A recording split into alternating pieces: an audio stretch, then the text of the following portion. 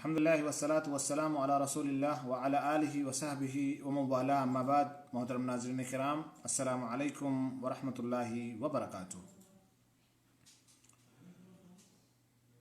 जब भी हम मस्जिद में जाते हैं तो हमें जाने के बाद यूं ही बैठ नहीं जाना चाहिए। बहुत सारे इख्वान इस तरह से देखे जाते हैं कि मस्जिद में जा कर के फ़ौरन बैठ जाते हैं।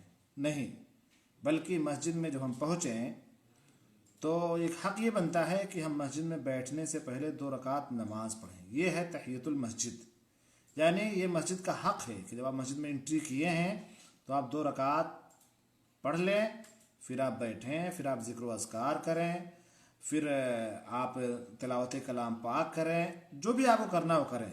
लेकिन जब आप मस्जिद में जाएं तो बैठने से पहले 2 रकात नमाज ज़रूर पढ़ लें। और ये जो नमाज है ये किसी भी वक्त में पढ़ना है। देखें, कुछ दिन में 24 घंटे में कुछ औकात ऐसे हैं जिसके अंदर नमाज नहीं पढ़ी जा सकती है। जैसे कि जब सूरज तुलू हो रहा हो, जब सूरज गुरूब हो रहा हो, जब एकदम खड़ी दोपहरिया हो, जिसको हम लोग बोलते हैं, सूरज एकदम खड़े आसमान पर हो,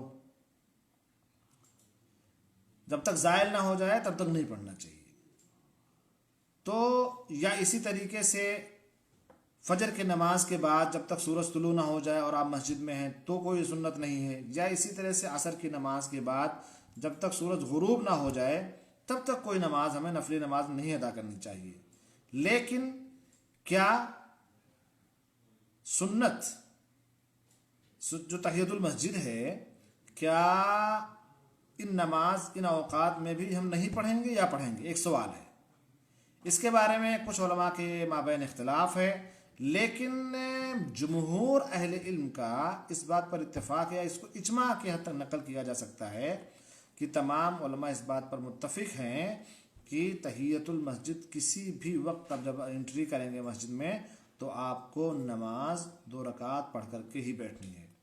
इसलिए कि वो हदीस बहुत आम है और यह हदीस बुखारी शरीफ और मुस्लिम शरीफ के अंदर मौजूद है कि अल्लाह के रसूल सल्लल्लाहु अलैहि वसल्लम ने एक कायदा हमें बतला दिया है कि इज़ा दखल अहदुकुमुल मस्जिद फला यजलिस हत्ता युसल्ली रकातैन, कि जब तुम में से कोई शख्स मस्जिद में बैठे तो उस वक्त तक ना जब तुम में से कोई शख्स मस्जिद में जाए, दाखिल हो, तो उस वक्त तक ना बैठे जब तक कि वो 2 रकात नमाज ना पढ़ ले। तो ये आम है, आप किसी भी वक्त और किसी भी मस्जिद में जा रहे हैं तो उस मस्जिद का हक़ है कि आप 2 रकात नमाज पढ़ करके बैठें। यहाँ तक कि आप अगर मस्जिद में एंट्री कर रहे हैं और इमाम साहब खुतबा दे रहे हैं, खुतबा सुनना वाजिब है, इसमें कोई कलाम नहीं, किसी का भी कलाम नहीं, खुतबा सुनना वाजिब है। अगर इमाम खुतबा दे रहा है तो आप ना किसी से बात कर सकते हैं, ना किसी चीज़ से खेल सकते हैं, इससे ही मना किया गया है। लेकिन उस वक्त जब खुतबा सुनना वाजिब है तो अगर उस वक्त भी आप एंट्री कर रहे हैं, उस वक्त आप अगर दाखिल हो रहे हैं मस्जिद के अंदर, उस वक्त भी अल्लाह के रसूल सल्लल्लाहु अलैहि वसल्लम ने कहा कि 2 रकात नमाज पढ़ करके बैठें, ऐसे ही ना बैठ जाएं। अल्लाह के रसूल ने फरमाया कि इज़ा जाअ अहदुकुम यौमल जुमअह वल इमाम यख्तुब फलयुसल्ली रकअतैन वलयतजव्वज़ फ़ीहिमा, कि जब तुम में कोई शख्स जुमा को आए और इमाम खुतबा दे रहा हो तो 2 रकातें पढ़ ले, उनको मुख्तसर कर ले। और इससे भी आगे चलें, एक हदीस बुखारी शरीफ और मुस्लिम शरीफ के अंदर मौजूद है कि एक सहाबी आए, अल्लाह के रसूल सल्लल्लाहु अलैहि वसल्लम खुतबा दे रहे थे और वो बैठ गया करके। तो अल्लाह के रसूल सल्लल्लाहु अलैहि वसल्लम ने अपने खुतबे को रोका और रोकने के बाद उनसे पूछा, असल्लैता या फुलान, ऐ फुलान, आपने नमाज पढ़ ली? तो उन्होंने कहा कि नहीं, मैंने तो नहीं पढ़ी है। यानी वो 2 रकात नमाज की बात कर रहे थे। अल्लाह के रसूल सल्लल्लाहु अलैहि वसल्लम तहियतुल मस्जिद की बात कर रहे थे, तो उन्होंने कहा कि नहीं अल्लाह के रसूल, हमने नहीं पढ़ी। तो कहा, फरमाया तुम फरका रकातैन, खड़े हो जाओ और 2 रकात नमाज पढ़ करके बैठो। तो इससे ये बात साफ हो गई कि जब भी आप मस्जिद में जाएंगे, चाहे औकात ममनुआ में जाएं या औकात मसमूहा में जाएं, जब आपको नमाज पढ़ना अलाउड है तो 2 रकात नमाज पढ़ करके ही बैठनी है आपको, उससे पहले आप ना बैठें। लेकिन ये वाजिब नहीं है, अगर आप बैठ जाएंगे तो गुनहगार नहीं होंगे, लेकिन ये मस्जिद का हक़ है कि आप जाएं तो आप 2 रकात नमाज पढ़ करके बैठें। अच्छा, कुछ लोग जो इख्तलाफ कर लेते हैं कि नहीं बैठना है और ऐसे कैसे हो जाएगा। देखें, ऐसा है भाई कि जब भी आपको किसी मसले के ऊपर इख्तलाफ हो जाए, और ये एक फितरी चीज़ है, मेरे भाई से इख्तलाफ हो जाता है किसी मसले को लेकर के, आपका आपके भाई से इख्तलाफ हो जाएगा, तो एक मुसलमान का अगर किसी दूसरे मुसलमान भाई से इख्तलाफ हो जाए तो उसमें किसी को लान तान करने की ज़रूरत नहीं है और किसी के ऊपर कोई हुक्म लगाने की ज़रूरत नहीं है, बल्कि अल्लाह के रसूल सल्लल्लाहु अलैहि वसल्लम ने हमारे लिए जो कायदे मुरत्तब किए हैं आप उनकी तरफ रुजू कीजिए। कुरान मजीद में सूरह निसा आयत नंबर 59 के अंदर अल्लाह तबारक व तआला ने इरशाद फरमाया है, या अय्युहल्लज़ीना आमनू अतीउल्लाह व अतीउर रसूल व उलिल अम्रि मिनकुम फ़इन तनाज़अतुम फ़ी शैइन फ़रुद्दूहु इलल्लाहि वर रसूल इन कुंतुम तुअमिनून बिल्लाहि वल यौमिल आखिर ज़ालिका खैरुन व अहसनु तावीला। कहीं इख्तिलाफ हो जाए किसी मजलिस में, किसी होटल पे बैठे हैं आप, आपकी अपनी दुकान है, आप किसी ऑफिस में हैं, बस में जा रहे हैं, ट्रेन में जा रहे हैं, किसी से भी आपकी मुलाकात हो सकती है और किसी दीनी मसाले को लेकर के अगर इख्तिलाफ हो जाए तो किसी को लान तान करने की ज़रूरत नहीं है, ना हमारी बात ना आपकी बात साहब। चले इस मसले का हल कुरान और हदीस में ढूंढ लेते हैं। अल्लाह तबारक व तआला ने सूरह निसा की आयत नंबर 59 के अंदर यही फरमाया है कि मोमिनो, अल्लाह और उसके रसूल की फरमाबरदारी करो और जो तुम में से साहिब हुकूमत है, यानी जिस हुकूमत के अंडर में आप रह रहे हो उनकी भी फरमाबरदारी करो। और आगे अल्लाह तबारक व तआला ने इरशाद फरमाया, फ़इन तनाज़अतुम फ़ी शै, किसी बात को लेकर के अगर तनाज़ा हो गया, झगड़ा हो गया, आप कह रहे हैं कि नहीं इस मसले में ये चीज़ ठीक है, आपका जो मध्य मुकाबिल है वो कहता है कि नहीं ऐसे नहीं ऐसे, लड़िए नहीं, झगड़िए नहीं, बल्कि आप उनका अदब एहतराम करें, वो आपका अदब एहतराम करें और उनसे कहें, देखें भाई ये मसला दीन का है, अल्लाह के रसूल सल्लल्लाहु अलैहि वसल्लम के ऊपर अल्लाह तबारक व तआला ने अपने दीन को मुकम्मल कर दिया है। अब अल्लाह के रसूल तो हमारे बीच में नहीं हैं, लेकिन कुरान और हदीस मौजूद है, तो हम क्यों आपस में झगड़ा करें साहब। चलें हम रुजू कर लेते हैं कुरान की तरफ और हदीस की तरफ। वही आगे अल्लाह तबारक व तआला ने इरशाद फरमाया, फ़इन तनाज़अतुम फ़ी शै फ़रुद्दूहु इलल्लाहि वर रसूल, तो उस मसले को अल्लाह और उसके रसूल की तरफ लौटा दो। इन कुंतुम तुअमिनून बिल्लाहि वल यौमिल आखिर, देखो अल्लाह तबारक ने फरमाया अगर अल्लाह पर और यौम आखिरत पर ईमान है तो ऐसा करो, और अगर आपको अपनी वाली ही चलानी है, आपके मौलाना साहब वाली, आपके इमाम साहब वाली चलानी, तो भाई ठीक है, आप समझोगे। ज़ालिका खैरुन व अहसनु तावीला, ये बहुत अच्छी बात है और उसका अंजाम भी अच्छा है। यानी अगर किसी मसले में इख्तलाफ है, चलें कुरान की तरफ चलते हैं, चलें हदीस की तरफ चलते हैं। अपने पास बहुत सारी हदीसें, बुखारी शरीफ, मुस्लिम शरीफ, बुखारी मुस्लिम, सुन्न तिरमिज़ी, सुन्न नसई, सुन्न इब्न माजा, सुन्न नबी दाऊद, उसके अलावा और बहुत सारे, मुस्नद अहमद इब्न हम्बल और बहुत सारी हदीस की किताबें हैं। चलें ढूंढ लेते हैं, ना बात आपकी होगी ना मेरी होगी, बात होगी अल्लाह की और उसके रसूल सल्लल्लाहु अलैहि वसल्लम की। दूसरी जगह अल्लाह तबारक व तआला ने इरशाद फरमाया, सूरह शूरा आयत नंबर 10, व मख्तलफ्तुम फीहि मिन शैइन फहुक्मुहु इलल्लाह।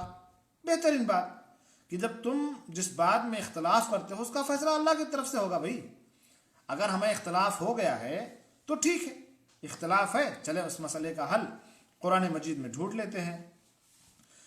इसी तरीके से, क्योंकि ये जो 2 रकात आप नमाज पढ़ रहे हैं ना, यूं ही नहीं पढ़ रहे हैं, बल्कि आप इसको यूं समझें कि जैसे आप जनाजा की नमाज अदा करते हैं। जब मैयत है तो आपको जनाजा की नमाज अदा करनी है, उसको किसी वक्त भी अदा कर सकते हैं। आपने तवाफ जब किया खाने काबा का, वो तवाफ आपका कभी भी ख़त्म हो जाए, आपको ये नहीं देखना कि सूरज गुरूब हो रहा है कि सूरज तुलू हो रहा है, या ये फजर के बाद की बात, फजर के बाद की बात है अभी सूरज तुलू नहीं हुआ है, या असर के बाद की बात है अभी सूरज गुरूब नहीं हुआ, ये कुछ भी नहीं देखना है। आपने 7 चक्कर किसी भी वक्त कंप्लीट किया। आप देखें खाने काबा का तवाफ किसी वक्त भी रुका नहीं होता है, बल्कि हमेशा लोग दुनिया से आए हुए तमाम मुसलमान खाने काबा का चक्कर लगाते रहते हैं। तो अल्लाह के रसूल सल्लल्लाहु अलैहि वसल्लम ने बड़ी बेहतरीन बात कही है, फरमाया, ऐ बनी अब्द मनाफ, किसी को भी मना ना करो कि वो रात या दिन की जिस घड़ी में भी चाहे इस घर का तवाफ करे और नमाज पढ़े। आप किसी को मना नहीं कर सकते हैं। तो किसी भी घड़ी का मतलब ये हो गया कि वो चाहे औकात आपके वो औकात हों जिसमें अल्लाह के रसूल सल्लल्लाहु अलैहि वसल्लम ने मना किया है, या वो औकात हों जिसमें अल्लाह के रसूल सल्लल्लाहु अलैहि वसल्लम ने मना नहीं किया है। मैं ये बातें क्यों कह रहा हूँ आपके सामने? जनाजा, सलाते कुसूफ खुसूफ, ग्रहण, सूरज ग्रहण, चांद ग्रहण, तवाफ, ये सब मैं क्यों कह रहा हूँ? ये सब मैं इसलिए कह रहा हूँ कि ये ऐसी नमाजें हैं जो सबबी नमाजें हैं, रीजन है। आपने तवाफ किया, उसकी वजह से आप 2 रकात नमाज अदा कर रहे हैं। सूरज ग्रहण लगा हुआ है, आप उसकी वजह से 2 रकात नमाज अदा कर रहे हैं। अल्लाह के रसूल सल्लल्लाहु अलैहि वसल्लम ने इरशाद फरमाया कि इन्न शम्स वल कमर आयतान मिन आयातिल्लाह ला यनकसिफु लिमौत अहदिन वला लिहयातिही, कि सूरज और चांद अल्लाह तबारक व तआला की निशानियों में से एक निशानी है। 2 निशानियां, उनमें से एक निशानी आयतान मिन आयातिल्लाह, ये दोनों निशानियां अल्लाह तबारक व तआला की, और जब इन्हें सूरज ग्रहण लग जाए या सूरज या चांद ग्रहण लग जाए तो नमाज पढ़ो यहां तक कि ग्रहण खत्म हो जाए। आप इसलिए नमाज पढ़ रहे हैं, और किसी वक्त भी हो सकता है, किसी वक्त भी हो सकता है, और उस वक्त आपको नमाज पढ़नी है जब तक ये ग्रहण खत्म ना हो जाए। यह हदीस बुखारी शरीफ में और मुस्लिम शरीफ के अंदर मौजूद है। तो ये मैं तहियतुल मस्जिद से इसलिए जोड़ रहा हूं कि तहियतुल मस्जिद भी आप इसलिए पढ़ रहे हैं कि आप मस्जिद में एंट्री कर रहे हैं तो पढ़ रहे हैं, ऐसे नहीं पढ़ रहे हैं। ऐसे अगर आप मस्जिद में फजर के बाद बैठे हुए हैं और आपने फजर की 2 रकात सुन्नत भी अदा कर ली है और अभी सूरज तुलू नहीं हुआ है, तो आप 2 रकात नमाज नहीं पढ़ सकते हैं, क्योंकि बगैर मतलब के है।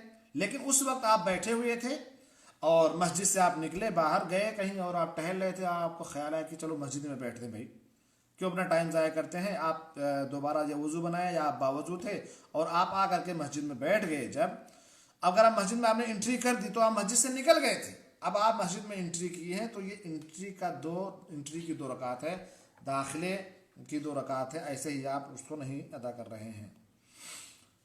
इसी तरीके से अगर कोई शख्स है और उसकी नमाज फौत हो गई है, हमारे यहाँ ऐसा होता है ना कि जैसे अगर सो गए तो अब उसको चले अगली जोहर में पढ़ लेंगे फजर को, या छोड़े हुए हैं, तो हमारे यहाँ तो बड़ा मसला है भाई। एक ही टाइम में आप बहुत सारे मुसल्लियों को देखेंगे कि वो कई नमाजें एक साथ पढ़ लेते हैं।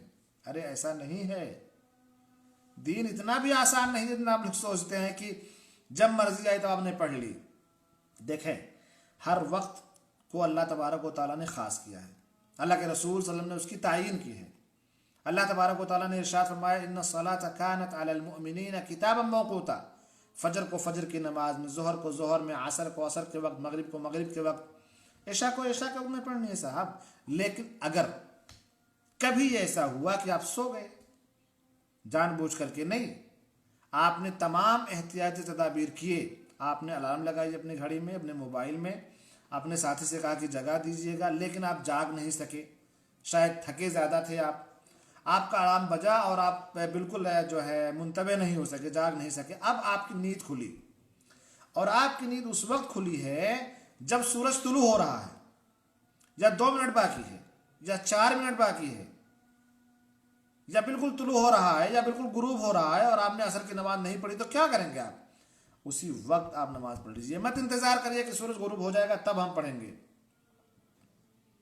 इसलिए कि अल्लाह के रसूल सल्लल्लाहु अलैहि वसल्लम की हदीस है कि इदा नाम अहदुकुम अनिस्सलाह औ नसीहा फलयुसल्लिहा इदा ज़करा, कि अगर तुम में से कोई शख्स नमाज को भूल जाए या सो जाए। कई दफ़ा ऐसा होता है कि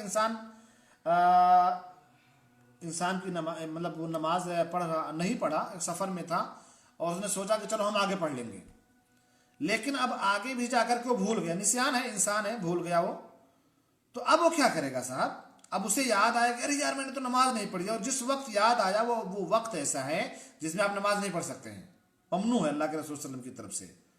तो उस वक्त आप उस औकात ममनुआ में, उन औकात में नमाज पढ़ सकते हैं जिन औकात में अल्लाह के रसूल सल्लल्लाहु अलैहि वसल्लम ने मना किया है। क्यों? इसलिए कि आप भूल गए थे, और यह हदीस कह रही है कि इदा नाम अहदुकुम अनिस्सलाह फलयुसल्लिहा इदा ज़करहा, कि जब तुम में से कोई शख्स नमाज से सो जाए या भूल जाए तो उसको उसी वक्त पढ़ ले जब उसे याद आए। जब उसे याद आए तो पढ़ ले, या जब वो नींद से उठे तब पढ़ ले। ऐसा ना कि नींद से उठा है, अब वो आराम से ब्रश कर रहा है, वॉशरूम जाएगा, फिर नहाएगा। अगर नहाने की ज़रूरत नहीं तो नहाने से पहले आप नमाज पढ़ लीजिए, फिर नहाइए, क्योंकि उसको ज़्यादा देर तक आप टाल नहीं सकते हैं। तो मेरे भाइयों और दोस्तों, हमें इन चीज़ों का ख़ास ख्याल रखना चाहिए, और जो हदीसें हमें पता हों, या अगर हमारा अमल हदीस के ख़िलाफ़ है और आज आपको सही हदीस मालूम हो रही है, तो आप उसी पर ना चलिए कि जी मैंने अपने आबा व अजदाद को यूं ही करते हुए देखा है तो हम ऐसे ही करेंगे। ऐसा नहीं चलेगा। ये शरीयत है। शरीयत आपके हिसाब से, हमारे हिसाब से नहीं चल सकती है। शरीयत को अगर समझना है तो कुरान और हदीस को देखना होगा। शरीयत को अगर समझना है, सही समझना है, तो अपने आबा व अजदाद के तरीके को छोड़ना होगा और आपको वो अमल लेना होगा जो अल्लाह के रसूल सल्लल्लाहु अलैहि वसल्लम का है। और मैं आपको ये बतलाता चलूँ कि यही कौल अल्लामा शेखुल इस्लाम इब्न तैमिया रहमहुल्लाह का है, और उनके शागिर्द अल्लामा इब्न क़य्यिम रहमतुल्लाह अलैह ने भी इसी कौल को पसंद किया है, और यही उनका फतवा हुआ करता था। अल्लाह ताला से दुआ है कि अल्लाह तबारक व तआला हम तमाम मुसलमानों को जब तक इस दुनिया के अंदर ज़िंदा रहें इस्लाम पर ज़िंदा रखे, कुरान और हदीस पर अमल करने की तौफीक दे। हमारी ज़बान से कलमा ला इलाहा इल्लल्लाह निकले, हमारा आखिरी कलमा जो हो कलमा ला इलाहा इल्लल्लाह मुहम्मदुर रसूलुल्लाह सल्लल्लाहु अलैहि वसल्लम हो। व सल्लल्लाहु अला नबीना मुहम्मद व अला आलिहि व सहबिहि वसल्लम। वस्सलामु अलैकुम व रहमतुल्लाहि व बरकातुहू।